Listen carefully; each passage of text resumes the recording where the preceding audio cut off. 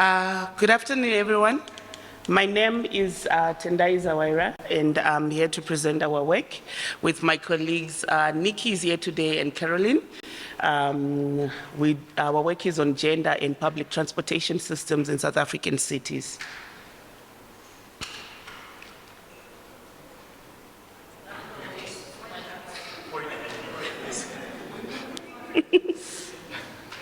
Okay. All right, so I think in terms of placing this work that we did on gender and public transportation, we actually realized that the need for inclusive and sustainable urban development is widely recognized, as we are all well aware of. We can, all of those agendas and frameworks that have been set up even globally to guide us. But I think what was particularly interesting for us when we decided to do this work was we looked at subsection 11.2 of SDG 11. We know SDG 11 touches on sustainable urban environments, but specifically subsection 11.2, which speaks to the provision of access to safe, affordable, accessible, and sustainable transport systems for all, with a lot of things inside it, but at the end of it, it speaks to, with special attentions to the needs of those in vulnerable situations, for example, women, children, and persons with disabilities and older persons. So for us, we thought that was really where our research would really fit in the grander scheme of things.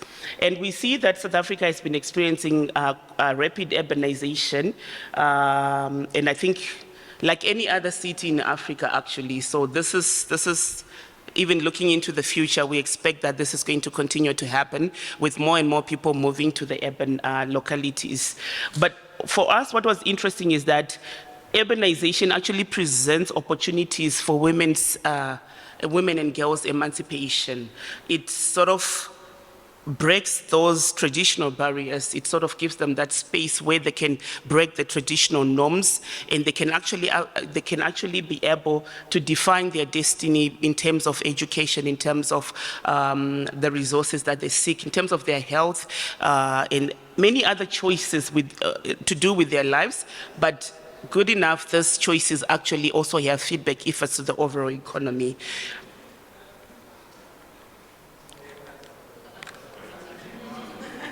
Swipe right.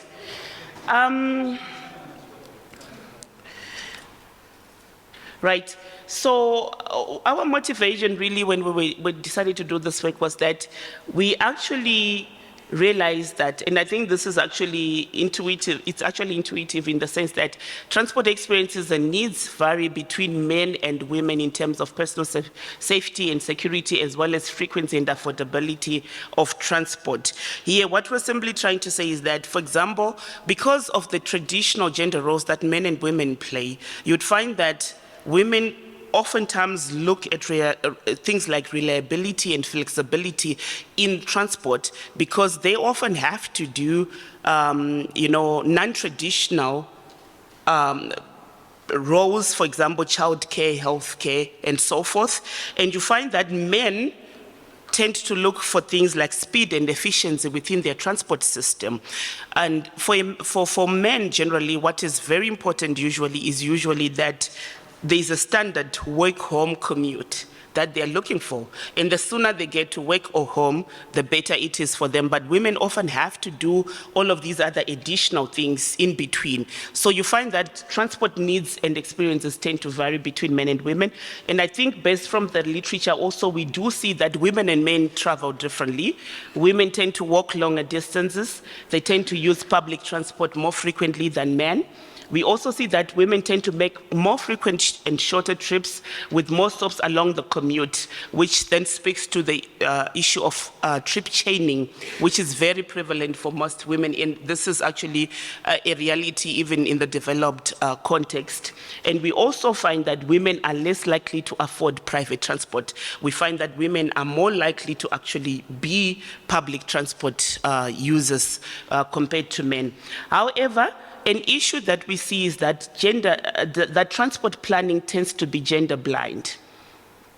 it is designed to suit male travel needs. When I speak to gender blindness, I'm speaking from a perspective of, and this is actually true in South Africa and many other countries actually, where you find that the transport sector itself is male dominated.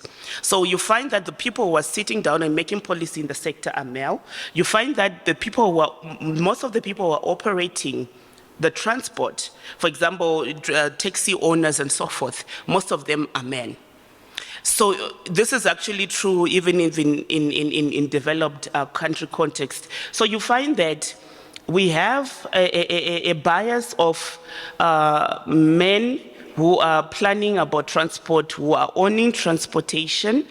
And then on the other hand, we see that actually this same transportation is mostly women who are using it. So then that then creates a sort of a gap in between to say, of course, the people that are managing the system, they are male, they've got their own perspectives, but the people who are using the system are mostly women, and they also have got their needs and their perspectives. And you find that as a result of that gap, women tend to be most affected by the state of public transportation, including sexual violence and harassment in public transportation. What we wanted to do with this work was driven by the realization that we do have a lot of several frameworks and policies related to transportation as well as urban safety. These they start from the National Transport Policy White Paper, 1996, which was reviewed in 2017. We also have the National Land Transport Act, 2009. We also have integrated provincial and metro frameworks for planning. In terms of urban safety, we actually have quite a number of frameworks, including the National Strategic Plan on GBV and femicide. We also have the Integrated Crime and Violence Prevention Strategy and Integrated Urban Development Framework. All this, they speak to transportation and within the urban environment. But what we find is that despite having all of those frameworks that speak to either transportation or urban safety, we still find that women feel unsafe. For example, I can speak to the National Transport Policy White Paper, which actually the only mention that it has in terms of women is that they are special needs travelers. It does not specify anything, it does not speak to their safety, it does not speak to anything extra, and it does not really dig deep into what does it mean for women to be special needs travelers and what needs to be done. And you find that as a result, public transportation is described as an institution through which hegemonic masculinity is maintained. Essentially, this is the ideal, the male standard, where the male needs within the public transportation. For example, I mentioned that most men, they prefer, I think it was, fast and efficient transport systems. It doesn't matter in terms of flexibility, it doesn't matter in terms of affordability, and we actually find that in the literature, men are actually more willing to pay an extra premium to make sure that they get to where they want to go faster, right? So you find that as a result that there's a knowledge gap in transportation policy in terms of how best can our transportation system help both men and women. And then also, like I mentioned earlier, gender is rarely considered a concern in transportation policy and planning, and transportation is also rarely considered an issue in gender policy agenda, and you find that women are generally absent in transportation policies and planning processes, and like I said before, they're only mentioned as special needs passengers limited by children, and these transportation systems and spaces often end up excluding or becoming unsafe for them, as we will explore, we will see from our data. Our research questions focused on those 4 issues. We wanted to find out if women and men perceive different levels of risk of sexual harassment and violence or theft on public transport. We also wanted to see if men and women differ in their own beliefs about the acceptability of various behaviors, including sexual advances on public transport. And then we also wanted to see if there was a gap between people's own beliefs and what they think others believe about acceptability of behaviors, and are there any perceptions of risk associated with the decisions about the choice of transportation. Regarding our data, what we did is that we see that when it comes to this topic, quite a number of studies have actually been done, collecting data and information regarding the travel patterns, travel behavior, demand, travel demand, and so forth. So we also then ended up doing a survey. So our survey, we ended up doing an online questionnaire, which we distributed to a random sample of respondents. And it consisted of 3 parts, where we looked at the demographics, the commuting experience, and the social norms. We looked for everybody who was above 15 years, residing in South Africa, and we streamlined to public transport users. And I would also like to say that this sample also we did, it consisted of all the 9 different provinces. So it was somewhat representative of our demographics. Sorry. And I would just like to speak a little bit regarding what we actually believe is critical here. So demographics and commuting experience, I think quite a number of studies have actually showcased this. We know the demographics, who uses public transport, and also the commuting experiences, which is quite prevalent in a lot of literature, that commuting experiences also tend to showcase gender differences. What we sort of felt was missing from much of the literature that we looked at was the social norms or attitudes around the motivations for public harassment, particularly sexual harassment and violence within public transportation, right? So when we try to conceptualize social norms really are the rules of the game. These are not written down anywhere, but these are the rules of the game that any group of people sort of abide by.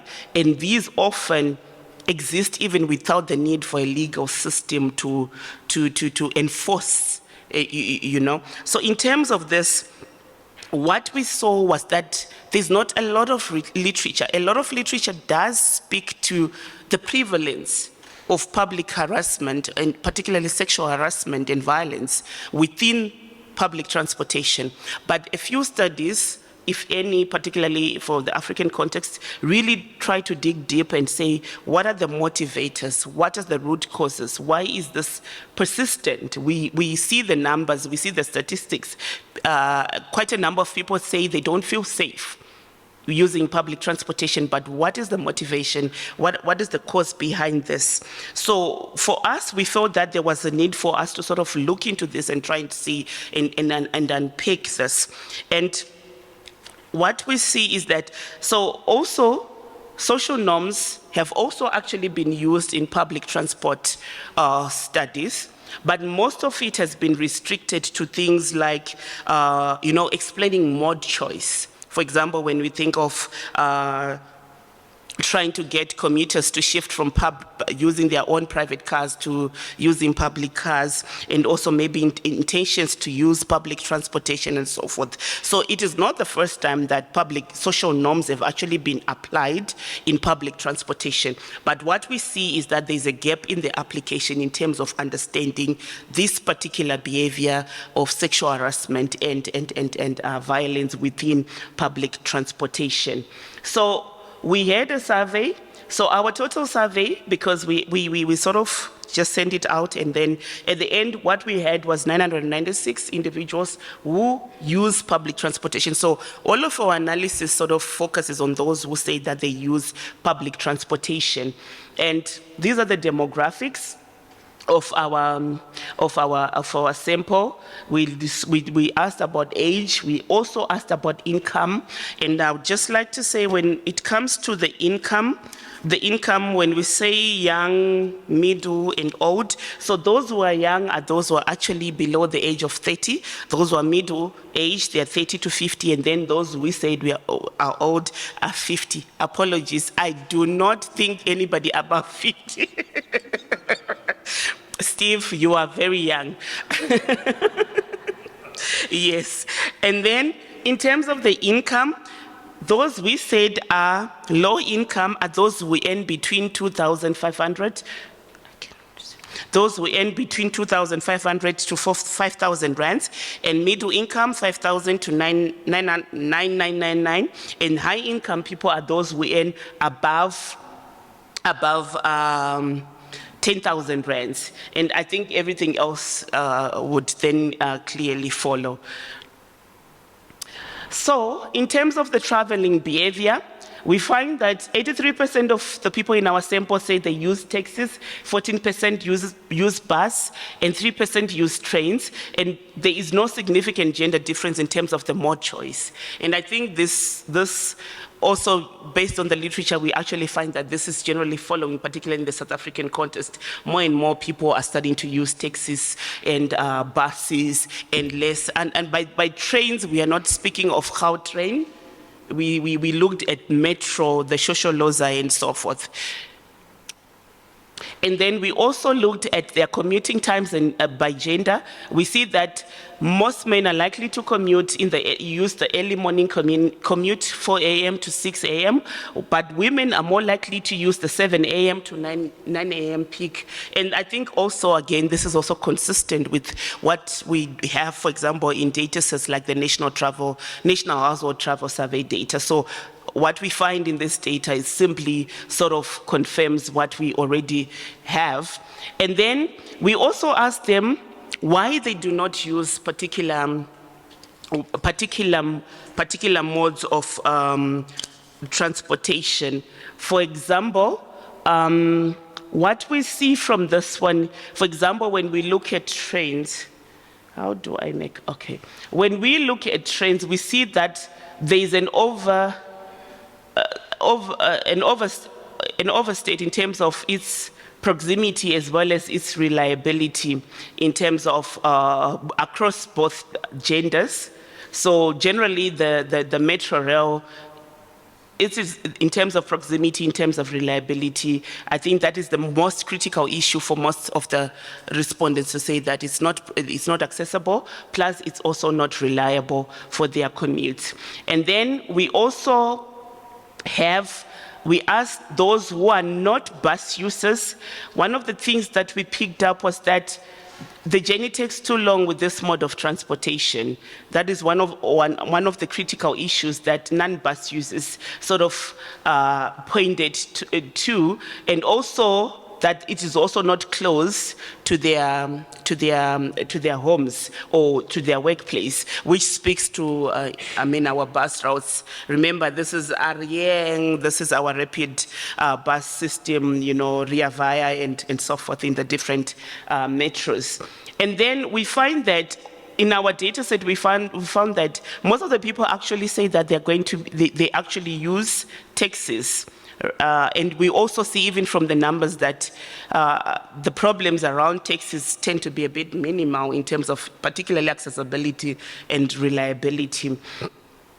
But there's obviously the risk of accidents. I think all of us who have driven early morning in the freeway, we know what taxi drivers do to you.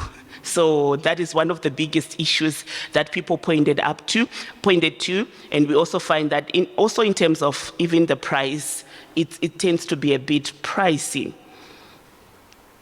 Sorry. And then we also asked the respondents what we were interested in to see, if you're a current bus user, did you ever change? And why did you change from your previous mode of transportation? What we see is that current train users in our sample anyway, I think I should just point to this to say that our sample it didn't have quite a lot of transport users, the metro rail transport users to start with. What we see is that we find that what I found interesting, particularly from a personal perspective, is that when you look at all of their responses, there's issues around safety concerns on transportation choices. For example, I found it interesting that for train and buses, men were more likely to shift to another mode when they have witnessed or heard about sexual harassment in the mode. They were likely to shift.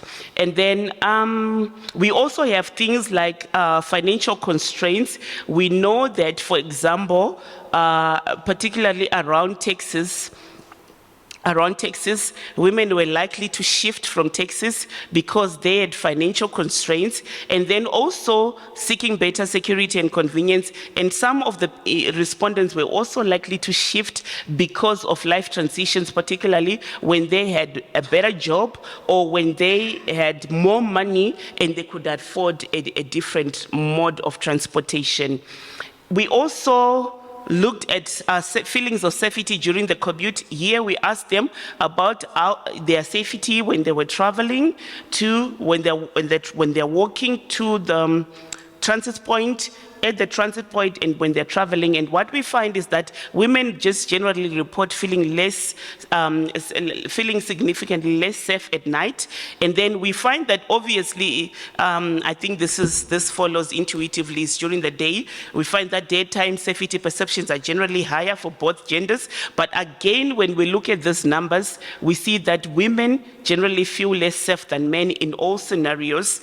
But what is critical is when they're walking to and waiting at transit points. We also asked them about their experience or whether they experienced or witnessed acts of violence in this mode. So what we did with this question is, because there was the challenge of non-response, if we specifically just said, did you experience sexual harassment or violence in public transportation? So we had to say, did you experience or witness, right? And what we also see from this is that women generally are more likely to say that. So this is what we see from this. The general takeaway is that women are more likely than men to witness physical harassment and stalking, especially in taxis. And we also see that women are more likely to experience and observe threats on buses. And then in general, because we also ask them, if an incident occurs, who are you more likely to want to report to? And we also see that women generally prefer to report to a female security personnel, and they also feel that they feel a bit more safe when a female security personnel is available. We also asked them about, so what we also wanted to do was this issue of bystander effect, because I think one of the things that we also think of is that collective action. When you are in public space, you sort of hide behind, or not hide behind for lack of a better word, but you sort of bank on collective action to say, if this is happening to me and I'm in an open space, you expect people to intervene. What we found from our data is that women are slightly more likely to believe that bystanders should intervene. So in essence, we see that women generally have a greater trust in collective action. And we also, but interestingly, we also find that women are also more likely than men to refrain from actual intervention. So as women, we expect that other people should step in when things are happening, but generally we don't see ourselves as the people who actually need to step in. We also asked people why they did not report. So this question was asked to only those who say that they experienced or witnessed sexual harassment or violence in public transportation. And we found that generally the issue here is to do with a gender trust gap in law enforcement and the public safety institutions, right? One of the critical issues that we see is that most people were likely to say that even if I report, nothing will change. But what we see that was also critical was that I'm scared of being victimized by the authorities. So that was one of the interesting things that we also found. And then we also asked them why we think that sexual harassment is tolerated in public transportation, right? So when we look at some of these results, we see that women report that stronger perceptions that harassment is tolerated because of systemic failure and cultural issues. For example, we find that there's an issue of nothing happens to the perpetrators. We also see that harassment is normal. We also see that there's also inadequate victim support, cultural attitude that minimize the problem, and so forth. And then what we also see is that men tend to place more emphasis on structural issues and less on gender roles and cultural attitudes. But again, what we see is that both genders recognize that fear of retaliation and inadequate victim support is significant challenges, but obviously these barriers affect women more acutely. And this was one of the biggest parts of our research, because we still wanted to speak to in terms of what people believe, their beliefs about acceptability of this particular behavior. And we see that there is intra and intergender discrepancies between beliefs and reality, and we see that both men and women tend to overestimate others' tolerance of harassment, where we see that generally across the both genders, we find that men tend to overestimate other men's acceptability of this behavior.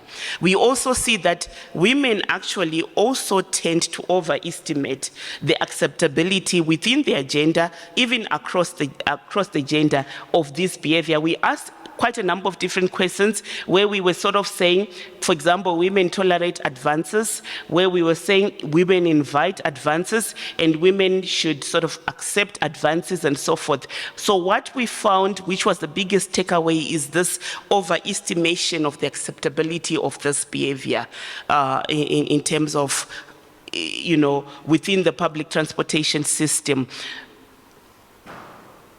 So generally what we think is that, I think our research, what it has essentially done, it has opened up further insights, further research insights. For example, we see there were issues about reliability, there were issues about affordability. So we are thinking along the lines of maybe this is something that we can explore further, to say the expansion of transport. Maybe we can think about the increase of female security presence. Maybe we can also speak to the encouragement of bystander intervention as one of those interventions that can also happen, and also maybe look into research on how we can correct social norms so that this overestimation of the acceptability of this behavior, we can sort of find ways and means of trying to address this. Actually, I was kind of surprised at how close the attitudes were between men and women in terms of that last table you showed me. I don't recall seeing that the last time you presented this. Maybe you didn't have it, but a lot of those are really, really close, which I think if you did this 10 years ago, right, the gaps would have been massive. So I don't want to say I'm happy, right, but I think that I was expecting in general much bigger gaps than I see there. Yes, so my colleagues will also take this, but one thing that I've also realized doing this gender-related work is that oftentimes we tend to expect, this is one thing that I'm realizing, we tend to expect that there should be really big gender differences. We should see probably women performing better or responding better in a sense than men, depending on the context. But what I've actually found, the more that I've done this work, is that we tend to really see that in some instances we find women actually overlapping with men. So to me, it's not surprising that this is quite close. It's not particularly surprising. I actually think men do better with a whole lot of other things. We just have not really just put it down there. But yes, these differences, because I know in the gender literature we think that men are suppressing women, but I also think that women ourselves, there are certain things that we sort of normalize as we go in terms when we think about gender and gender relations and so forth. So I'm not particularly surprised that this is close, and in some instances, men actually behave better than women regarding some of these issues. But I think my colleagues, if there's anything else to add regarding this. Yeah, so I'm also, I had my hand up. Just to speak to what Tendai is saying, right? Again, I think it comes back to the cultural norms and implicit biases. So even women as well, if you, that question we ask the woman, so if you ask me, I'm going to say, I don't agree with that. I don't agree that women tolerate advances. I don't agree that women are responsible for precautions. But if you ask me, what do you think other women think? I'm going to, my implicit biases come in, where I'm like, well, they probably accept it, right? Because women were the first ones to say, well, why did it happen to you? What were you wearing? And that's the problem we have, right? So for me, the concerning issue here is that women are overlapping with men. Thanks. Sorry, I think just really what we wanted to emphasize here, though, is the gap between what people themselves believe and what they think other people believe. And there's a lot of literature, not in this domain, but about how correcting incorrect beliefs can lead to quite significant policy changes. So, for example, with overprescribing of antibiotics, they tell doctors, hey, you're a really high prescriber. Actually, other people don't prescribe as frequently, and they see big changes. So I think our thinking was, what might be nice to follow on this research is to look at something where we test some kind of communication. Like, did you know that actually only 20% of women, or only 1 in 5 women, is okay with advances on public transport? And thereby correcting the belief that it's a lot higher than that. And also, you see those standard deviations are huge, right? So that means a lot of people are stating much higher percentages than what you're seeing at the mean. So I think correcting some of those things would be a nice thing to try and test. Tendai, thanks. If you were able to convince policymakers, city officials to allocate an additional, let's say it's the city of Johannesburg, additional R1 billion over a 2-3 period for investment in public transport, what would your ranking be with regards to buses, taxis, and Okay, so what I actually, my biggest takeaway from this is that we can think maybe the intuitive response to public harassment in transportation is let's increase policing. But I also feel that that comes at a huge cost. I actually think my biggest takeaway is that these social norms, this is not okay. Because to me, I feel like public harassment, particularly sexual harassment, it normally happens within an intimate partner kind of setting. So for me, it's worrying when a complete stranger feels that it's okay to do it to a complete stranger. And I think there's need to say this is not okay. Let's talk about this. There needs to be awareness. And I think particularly in terms of our reporting mechanisms, what kind of support do people get? What kind of, particularly, you see some of the things that we didn't document in this is that we also asked them things like, okay, for example, why is it tolerated? You find that there's some people are actually silenced by the community to say you can't report this. This happened to you, but you must keep it on the low. But these are things that we need to talk about. The more we talk about it, the more that we can actually realize that it is not okay. I'm not saying it's okay in a private space, but I'm also saying it's generally just not okay. And we need that awareness to say that it is not okay. Thank you very much, Tendai. Sorry if I missed that, but could you explain the rationale behind the bystanding behavior, especially in the face of sexual harassment? Did people say why, or I'm not sure if I missed that or if you addressed that? Sorry, you mean the bystander behavior? Bystander behavior. So what we wanted to do was that, so this, let me quickly go to it. So this was the first thing that we said. So we focused on those people who would say that they'd actually experienced or witnessed sexual harassment, right? And then we asked them, do you agree that bystanders should intervene? We find that quite a number of them said, yes, people should intervene. And some even said, I feel morally obligated to actually intervene. So this speaks to not just my own personal action, but I also feel that people around me should intervene, right? And then when we looked at the number of people who these are exactly the same people who have witnessed, who have said they agree and they believe that people should intervene. But we find that 579 people from this sample do not report it. And our question is, but you feel morally obligated, you actually believe other people should intervene, but when it comes to reporting, why are you not taking this further? And then that's when we broke it down and say, what were your reasons for not reporting? And then we see that there's also that issue in terms of the victimization and so forth, which speaks to the support system around this issue in public transportation.